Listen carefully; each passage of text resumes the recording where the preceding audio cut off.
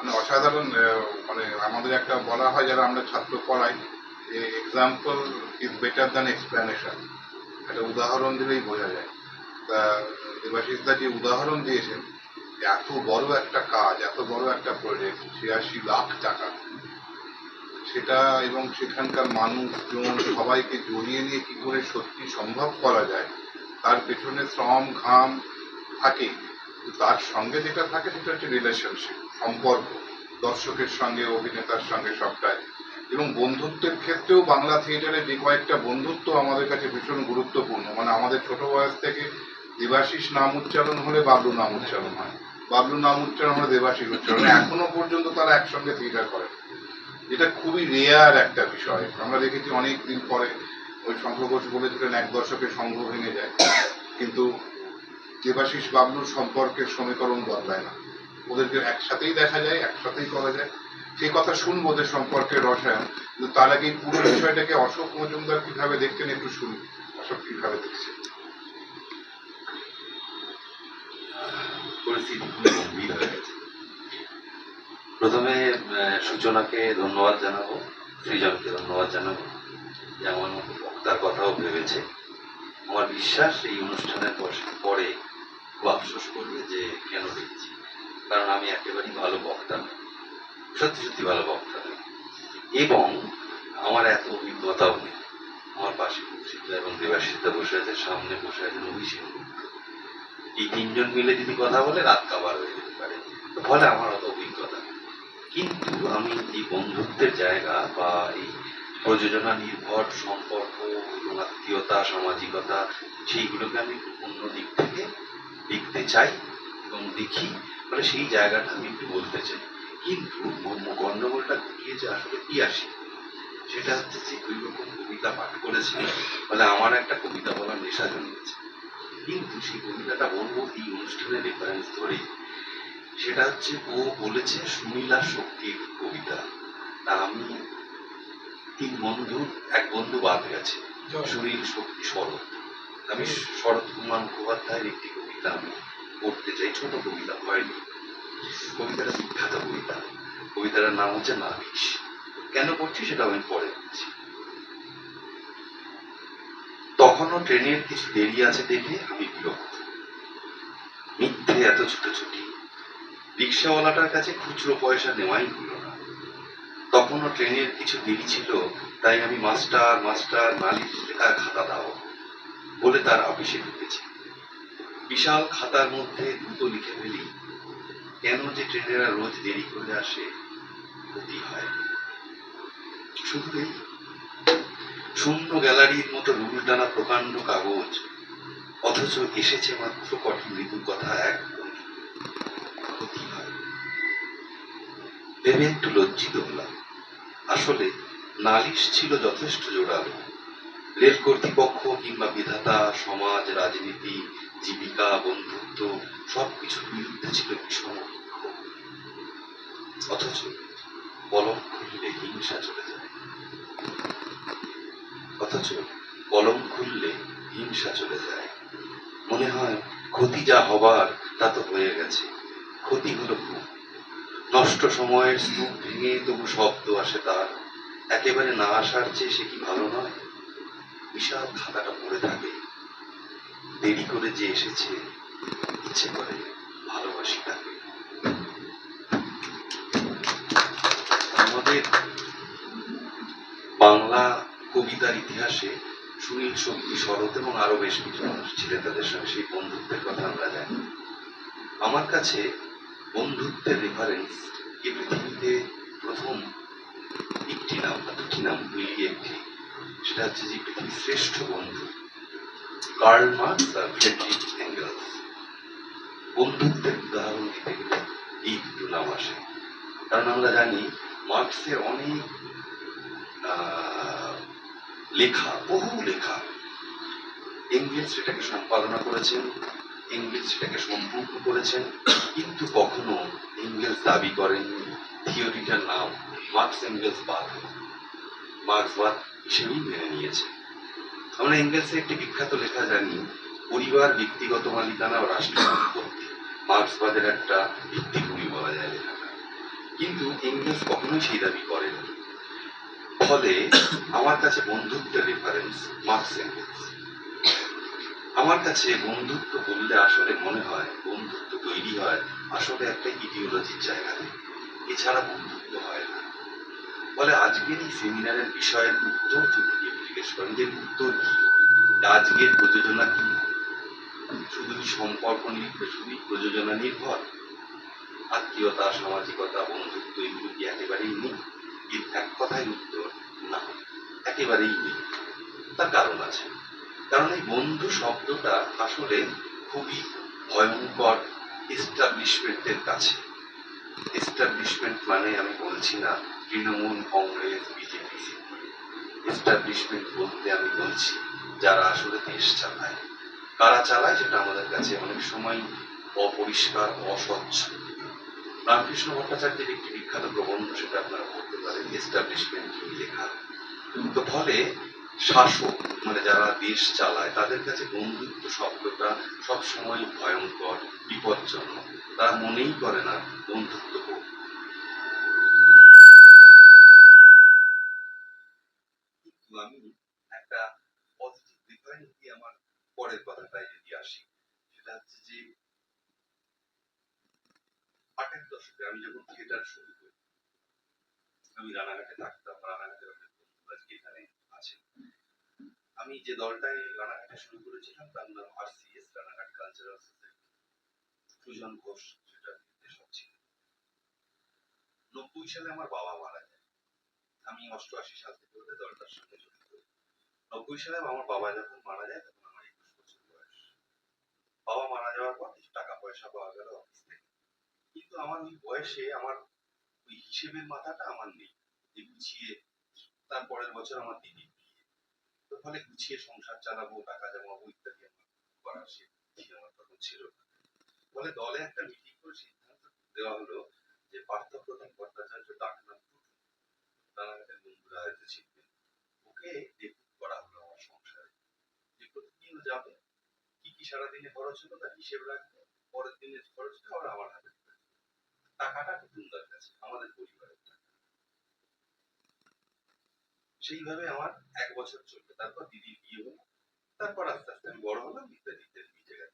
কিন্তু এরকম একটা ঘটনা ৮-এর দশকের শেষ দিকে, ৯-এর দশকের একদম শুরুর দিকে ঘটতে পেরেছি। এটা ছিল আমাদের থিয়েটার। কিন্তু আমরা যদি লক্ষ্য করি, আমরা যদি সচেতন ভাবে তাকাই, তাহলে আমরা দেখব ৯-এর দশকের পর থেকে আমাদের সোসাইটি সমস্ত সমীকরণ বদলাতে শুরু করে।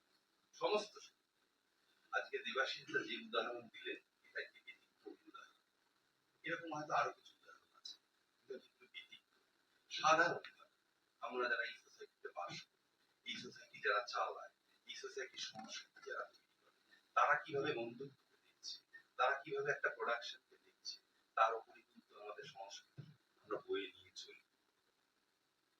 আমরা দেখতে পাবো ৯-এর দশকের পর থেকে আমাদের সবকিছু বদলে যাওয়া, এর মধ্যে বন্ধুত্বের সংজ্ঞাও বদলে যাওয়া। কারণ হচ্ছে মানুষ ক্রমশ একা হতে শুরু করলো, বা মানুষকে একা করে দেওয়া হলো। মানুষ ক্রমশ চলতে শুরু করলো, এবং আমার পাশের মানুষের ভালো আমি সহ্য করবো না, ইত্যাদি ইত্যাদি যে সংস্কৃতি, সেগুলো আমাদের মধ্যে আমাদের অবচেতনে ঢুকতে শুরু করলো। যেমন একসময় সিপিএম নেতা গৌতম দেব একটা বক্তৃতায় বলতেন, লাফার্জি সিমেন্ট বলে একটা কোম্পানি এসেছিল, তারা লিখতো আপনার বাড়ি আপনার পরিচয়। গৌতম দেব খুব বলতেন আপনার বাড়ি আপনার পরিচয় হতে পারে। সত্যি, আজকে আমার গাড়ি আমার পরিচয়। আমি একটা ফাইভ ইন্ডিয়ার পাঞ্জাবি পরবো, সেটা আমার পরিচয়। আমার পরিচয় হচ্ছে ওইগুলো। আমার পরিচয় সমাজ দিয়ে নয়, থিয়েটার দিয়ে নয়, গান দিয়ে নয়। আমার পরিচয় আমার বাড়ি, আমার গাড়ি, এই সমস্তটা। ফলে এই যখন এস্টাবলিশমেন্ট যখন এই সংস্কৃতিটা চায়, ফলে সেই সংস্কৃতিকে আমরা অস্বীকার করে চলতে পারি না। ফলে সেই সংস্কৃতি আমাদের থিয়েটারে ঢোকে, আমাদের গানে ঢোকে। এই যে একটি গান খুব ভাইরাল হয়েছে, ও ভাই বলে অনির্বাণ ভট্টাচার্য, তাই বলছি এটা আসলে ক্ষমতার সংস্কৃতি।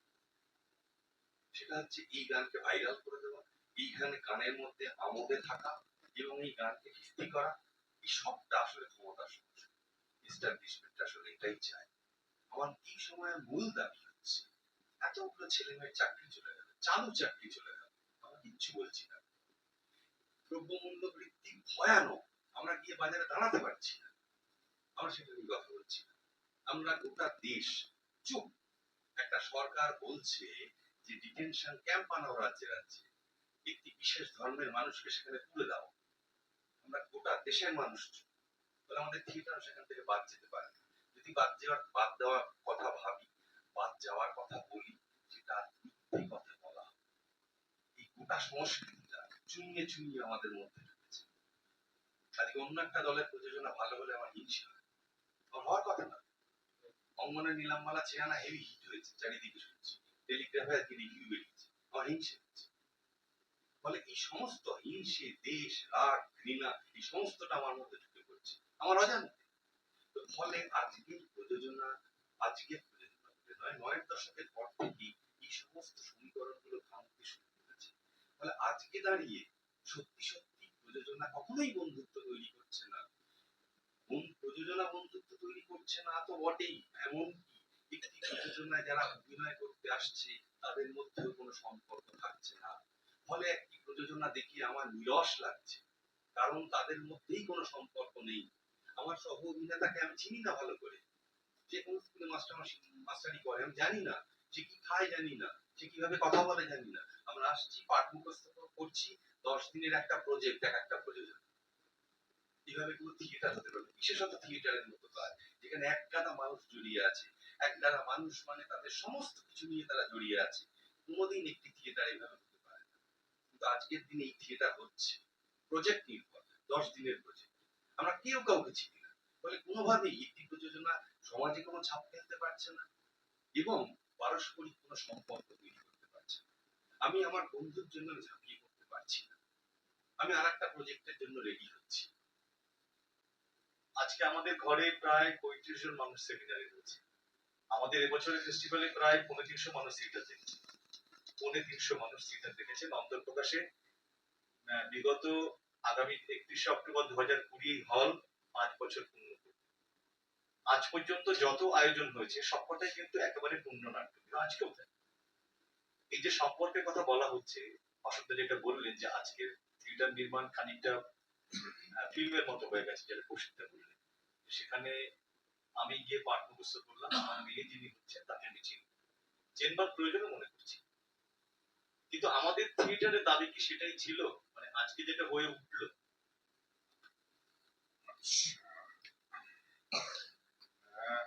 কালিদাস যে প্রশ্নটা করেছে সেটা আমরা কি চাইছি? এখানে একজনও নেই যে বলতে চাইছে না, তাই না? বন্ধুত্ব ভালো না খারাপ? আপনার কি মনে হয় বন্ধুত্ব ভালো না খারাপ? সবাই বলে বন্ধুত্ব ভালো।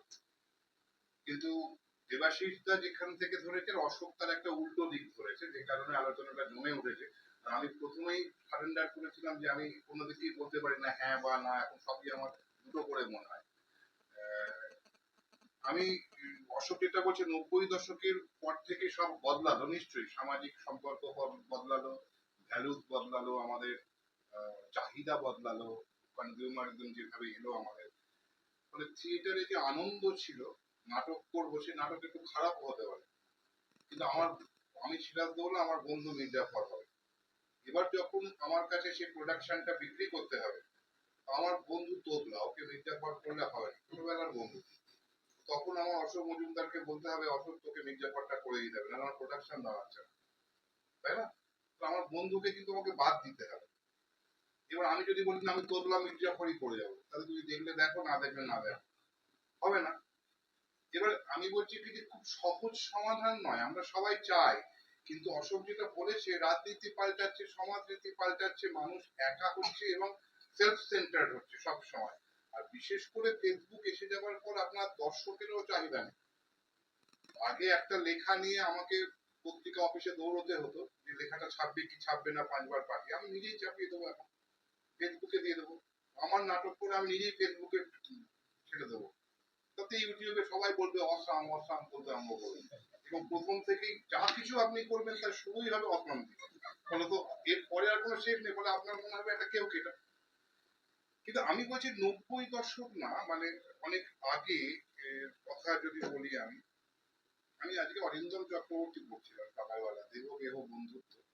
অরিন্দম চক্রবর্তী আমার খুব প্রিয় লেখক, দার্শনিক, আপনারা জানেন। তো উনি বলছেন বন্ধু এবং সখা এই দুটো শব্দই আসলে ঋগ্বেদের শব্দ। এবং বাংলায় যাকে আমরা বন্ধু বলে বুঝি, ঋগ্বেদে সেইভাবে বন্ধুকে বোঝা হতো। বন্ধুর একটা ব্যাখ্যা ছিল যে এক ধরনের মিল, সাযুজ্য, সারূপ্য এবং বন্ধন এবং সাযুজ্য সম্পর্ক হলো বন্ধু। এবং সেখানে শাস্ত্রে বলছে সতের বন্ধু কে বলতো? অসৎ।